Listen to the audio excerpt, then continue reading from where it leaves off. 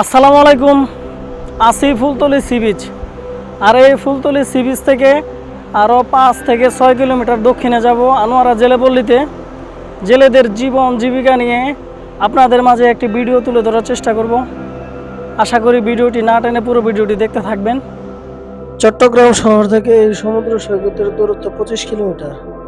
নতুন ব্রিজ অথবা কর্ণফুলী টানেল পার হয়ে সহজেই চলে আসতে পারবেন এই ফুলতলি সমুদ্র সৈকতে। কাকা মাছ পাইছেন? ওঠে না কে যেগুলা চিংড়ি? যাক, একবার খাওয়ার ব্যবস্থা হয়েছে। ভালো আছেন না? কাকার বাড়ি তো এই জায়গায় না? আচ্ছা।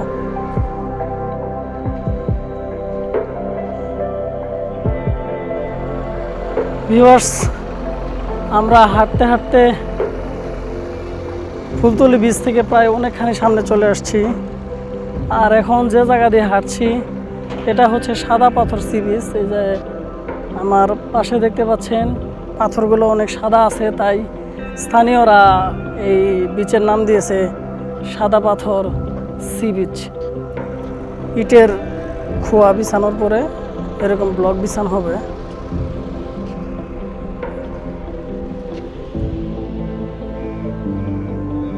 এই যে আমার সামনে যে একটা বাজার দেখতে পাচ্ছেন, এটা হচ্ছে বাঙ্গার মাথা বাজার।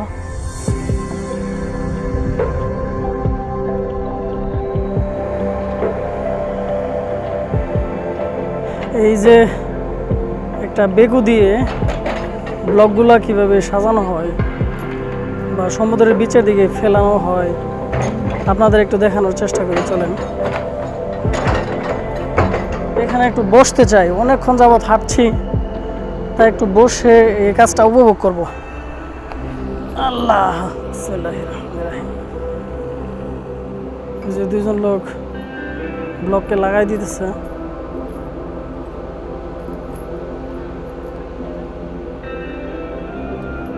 লাগানো শেষ হয়েছে, এখন এই যে তুলে নিয়ে যাচ্ছে।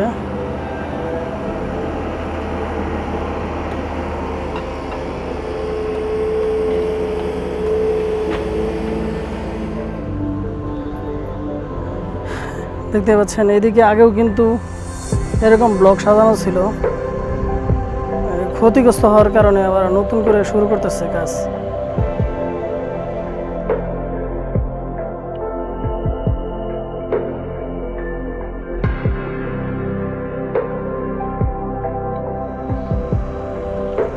এই যে এই রাস্তা দিয়ে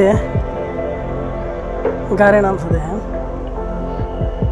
গাড়ি, আবার ওই যে ক্রেন। কি অবস্থা রাস্তা! তো এই যে ব্লক সাজাচ্ছে।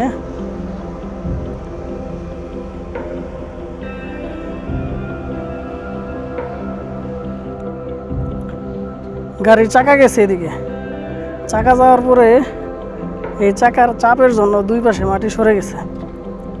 আর এই মাঝখান দিয়ে আমি হেঁটে যাচ্ছি। সামনে হচ্ছে দুবাসী বাজার, সেন্টার থেকে দুবাসী বাজারে সরাসরি সিএনজি দিয়ে আসতে পারবেন। এসে এইখান থেকে এই যে বিচ, আমি একটু সামনে যেতে চাই। আমি চাইলে সেন্টার থেকে সরাসরি সিএনজি দিয়ে এখানে আসতে পারতাম, কিন্তু আসেনি। আমি পার্কে থেকে আসছি।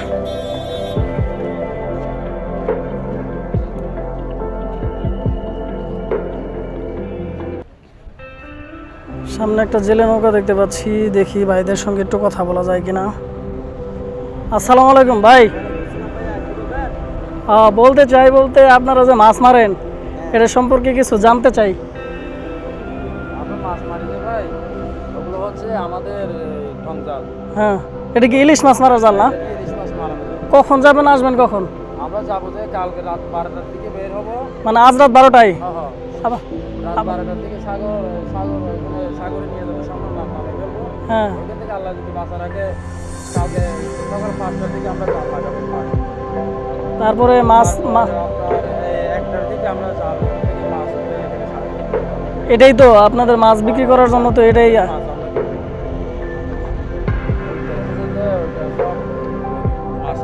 মাছের গদি না? তাহলে এখন রেডি হচ্ছেন, আজকে রাত 12টার দিকে যাবেন। রাত্রে খাবেন কি? রাত্রে এখানে মালিকের বাসাত খেয়ে যাবো ভাত। আর ওইখানে ওইখানে আমরা ছোলা নেবো, যাতে ছোলা টাঙ্কি পানি দেখি। মাছ পরে কেমন? মাছ পরে কেমন? মাছ এমনি কম। কম।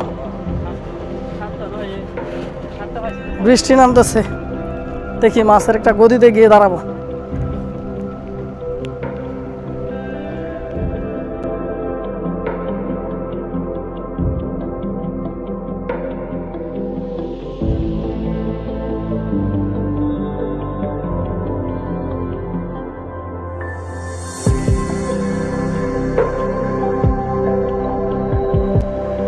আমি এখন যে জায়গায় আছি এই জায়গার নাম হচ্ছে খর্দ গহিরা সমুদ্র সৈকত। এখন ইলিশ মাছ মারার কর্মযজ্ঞ চলছে। জুলাই, আগস্ট, সেপ্টেম্বর এই 3 মাস হচ্ছে ইলিশ মাছ মারার সিজন। এইখানে যদি বেড়াতে আসেন দেখবেন যে হাজার হাজার জেলে নৌকা আছে। এইখান থেকে বিচের 50 কিলোমিটার সমুদ্রের ভিতরে যায়, ওইখানে গিয়ে তারা ইলিশ মাছ মারে, আহরণ করে। আজ রাত 12টার দিকে যাবে, কালকে সকালে জাল ফেলবে 5টার দিকে, তারপর দুপুরের দিকে এই মাছ তুলবে আর এখানে এসে বিক্রি করবে। এটাই হচ্ছে তাদের মাছ বিক্রি করার যে আড়ত বলেন, ডাক বলেন, সব এই জায়গায়। আর এখানেই ওদের গদি আছে মাছের। আসসালামু আলাইকুম। জেলের আর কোনো দাম নাই, কেন ভাই? মূল্যায়ন নাই। কেন? যদি জ্বর বাতাস আবহাওয়া বেশি হয়, কোম্পানিগুলো এখানে থাকতে থাকবে। ভাই আপনারা তো 3 মাসের চুক্তিতে আসছেন, মাসে 50,000 টাকা স্যালারি পাবেন, অথচ আপনি মালিকের কথা শুনবেন না, এটা তো হইতে পারে না ভাই। এখানে কি জীবনে এক মাল পরিমাণ ইস আছে? ভাই পুরুষ মানুষের পরিশ্রম করতে হবে, কিছু করার নাই। Thank you. ঠিক আছে না ভাই? ভাইয়ের নাম কি? বাড়ি কই? আমার নাম আছে চেয়ারম্যান পরিষদ দরতি পুল্লাপে দাগতি, যারা নগদে বুট আগে লই ফেলাই ওর নাম মারা দিতে স্যার। বাড়ি কই ভাই আপনার? চকরিয়া? পেকুয়া? পেকুয়া কক্সবাজার না? এই বড় ভাই দাঁড়ায় দাঁড়ায় ভাত খাইতেছে। এই নৌকা নিয়ে যাবেন কখন? রাত্রে কটার দিকে? 4টার দিকে গেলে জাল ফেলবেন কখন? জাল ওইখানে কি আরো কেউ আছে নাকি? আমার হোম টাউন হচ্ছে ময়মনসিংহ শেরপুর, আর এইখানে আছি আনোয়ারা। ওইখানে যে ভাই জাল ফেলছেন ওইখানে কি কেউ আছে নাকি? এমনি জাল ফেলাই আছে, আপনারা গিয়ে মাছ তুলবেন। কয়বার এই মাছ? এই ভাই কি দিয়ে মাছ খান? কি দিয়ে? ইলিশ মাছ? অস্থির খাবার। নিজেরা রান্না করছেন নাকি ভাই? ইলিশ মাছ রান্না করছে। ইলিশ মাছ না? সিঙ্গেল হলো সাগরে বলে না, বলে যে সিঙ্গেল না এখানে সবাই। আর বেশি বেশি আবহাওয়া হোক বা বাতাস বেশি বেশি হলে বলে যে এগুলো আমাদের পরিবারের খাবার শুকানোর জন্য লাগে, এরকম বাতাস।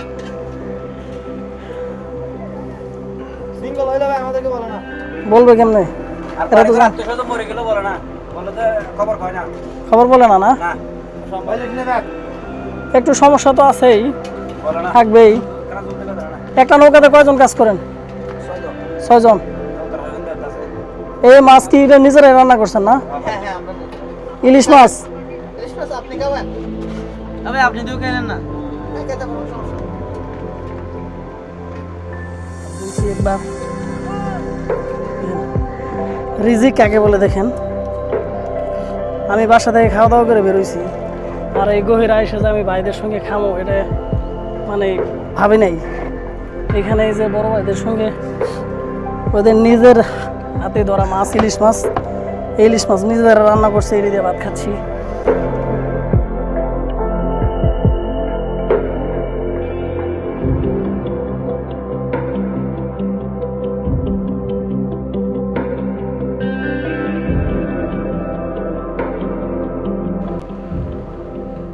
বউ বাচ্চা বাড়িতে কষ্ট হয় না ভাই আপনাদের? ছেলে মানুষ কষ্ট করতেই হবে না? বিসমিল্লাহির রহমানির রহিম। আরে জীবনে কোনো ছেলেকে বাবাকে বলতে হবে কোনোদিন এই জেলের কাজটা না করতে হবে, এটা হল নিয়ম। অক্ষর অক্ষর আমি বলতেছি, ভাই কারো না কারো তো করতেই হবে। অবশ্যই। ওর ভাই একটু হারিয়ে গেছে।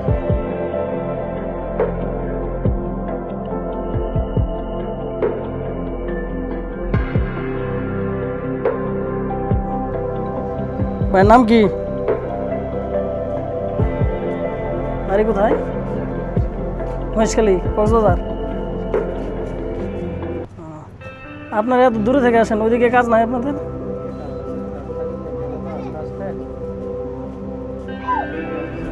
মানে আস্তে আস্তে এখন এদিকে আসেন না? এই আপনারা কি এই ইলিশের যে সিজন, এই 3 মাসে থাকবেন না এরপরেও থাকবেন? এই 3 মাস থাকা খাওয়া তো মালিকেরই না? কি এই ঘরেই থাকেন? এটা ইলিশের জাল, আর ওই নিচে যে ছোটো ছোটো ছিদ্র দেখা যাইতেছে ওটা কিসের জাল?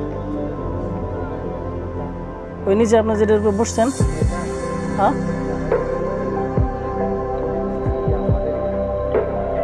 ওটা কি অন্য মাছ ধরার জন্য না? ওটা কখন ধরে?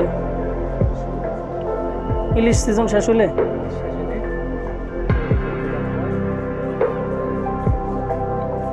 বাড়ি থেকে যা আসছেন এই 3 মাসের মধ্যে কি আর বাড়ি যাবেন না?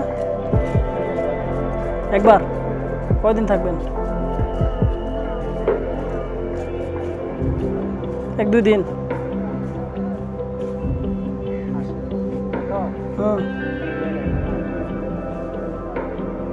এই যে ভাইয়েরা এই রুমে থাকে।